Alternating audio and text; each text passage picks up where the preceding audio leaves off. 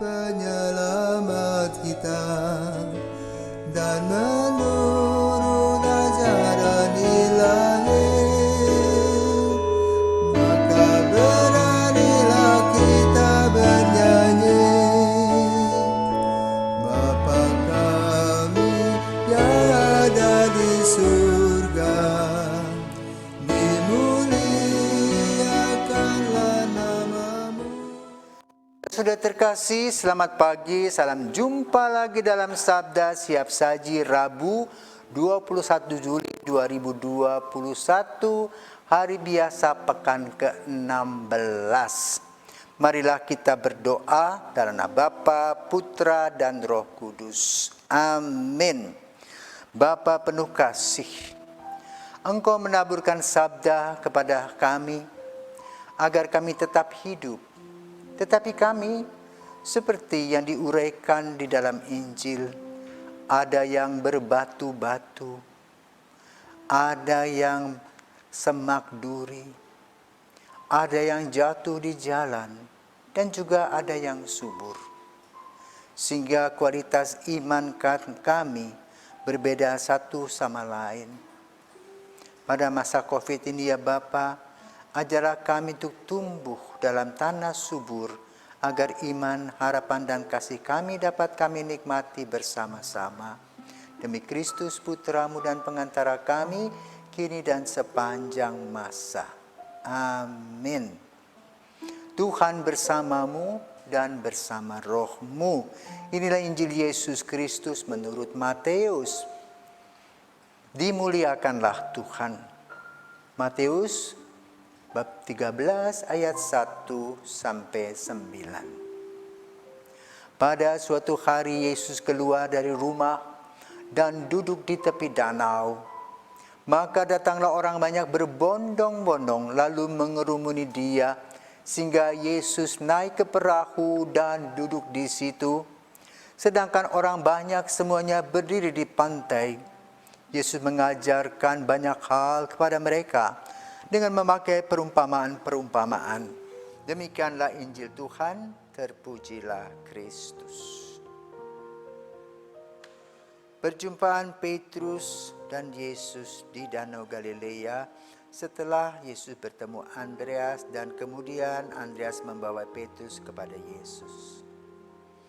Dan kesan pertama Yesus kepada Petrus, kepada Simon adalah, engkau adalah batu karang, namanya Petrus, dan engkau akan kujadikan penjala manusia.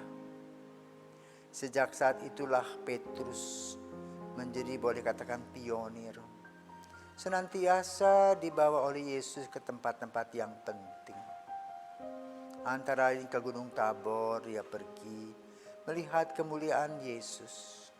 Juga dibawa ke Taman Getsemani, di mana dia mengatakan di Gunung Tabor, betapa indahnya tempat ini, baiklah aku dirikan kemah, satu untuk Elia, satu untuk Musa, satu untuk engkau. Dan Yesus berkata kepada Petrus, kita harus turun ke Yerusalem. Dan memang pada saat akhir hidup Yesus, Petrus diajak ke Taman Getsemani untuk berdoa, di mana disitulah terjadi pergumulan Yesus. Pertama, biarlah Yesus berkata, biarlah cawan ini berlalu daripadaku, tetapi kehendak-Mu lah yang terjadi. Di sana dia menegur Petrus. Sebelum ayam berkokok, engkau akan menyangkal aku 3 kali. Saudara, apa terjadi sesudah itu? Yesus disalibkan. Dan memang benar Petrus menyangkal Yesus sebanyak 3 kali. Tetapi sesudah kebangkitannya, Yesus datang kepadanya dan bertanya kepada Petrus, Simon Petrus, apakah engkau mengasihi aku lebih dari segalanya? Ya Tuhan, aku mencintaimu. Gembalakanlah domba-dombaku.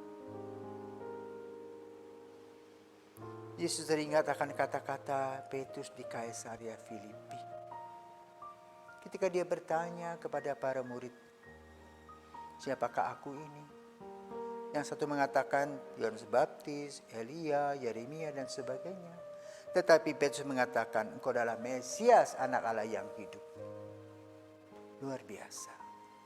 Dan Yesus mengatakan, bukan engkau yang mengatakannya. Dan bagi Yesus, Petrus lah yang menjadi pionir, menjadi orang yang bisa dipercaya.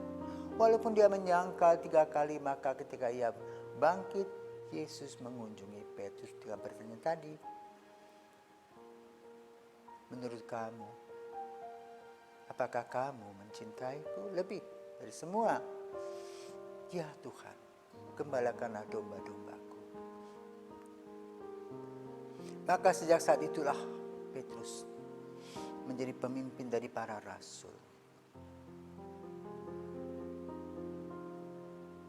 Lama dalam perjalanan, dia terus bekerja mewartakan kabar gembira.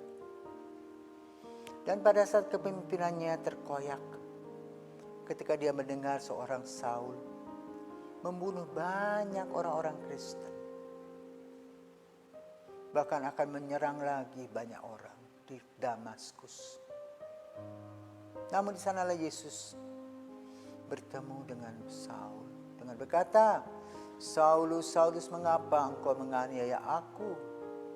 Maka terbantinglah Saulus. Selama 3 hari 3 malam buta total. Namun dia mempunyai pengalaman ilahi bersama dengan Yesus. Barnabas menuntunnya, Petrus menuntunnya. Akhirnya Saulus berubah total menjadi Paulus. Benci pada Yesus pada awalnya, tapi kemudian menjadi pembela Yesus nomor 1. Karena Paulus seorang yang pandai, tahu bahasa, maka dia berkeliling sampai ke Roma. Selama 3 tahun berkeliling dari tempat ke tempat, dari waktu ke waktu. Dan kemudian menjemput Petrus untuk tinggal di Roma. Maka kemudian dalam sejarah Petrus dan Paulus menjadi tonggak gereja Katolik. Dan kemudian mereka dibunuh. Satu di Vatikan, satu di luar kota Roma. Inilah 2 tonggak yang sudah berjuang. Maka pada hari ini kita memperingati atau merayakan tonggak gereja Katolik yang setia, taat, dan gigih mewartakan tentang Kristus yang wafat, bangkit, dan menyelamatkan. Tanpa mereka, gereja Katolik Roma mungkin tidak ada. Tidak ada paus. Tetapi bersama dengan Petrus dan Paulus kita mempunyai hierarki. Paus, para kardinal, para uskup, para imam, para diakon, dan umat. Hadiah terindah yang diberikan Petrus dan Paulus membentuk struktur kepemimpinan yang dijalankan dengan ketaatan kepada Kristus.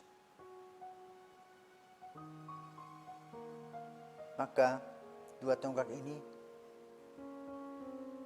boleh katakan mengusung dunia dengan iman dan doa-doa mereka.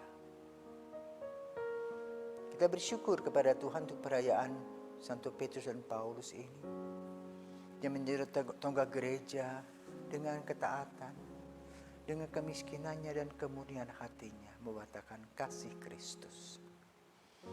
Marilah kita berdoa kepada Santo Petrus dan Paulus agar kami yang melanjutkan tugas dan karya dalam gereja diberikan kekuatan untuk tetap bisa memikul beban tanggung jawab, iman, harapan, dan kasih sebagaimana mereka telah melakukannya dan bahkan menjadi martir. Selamat pagi, Tuhan memberkati.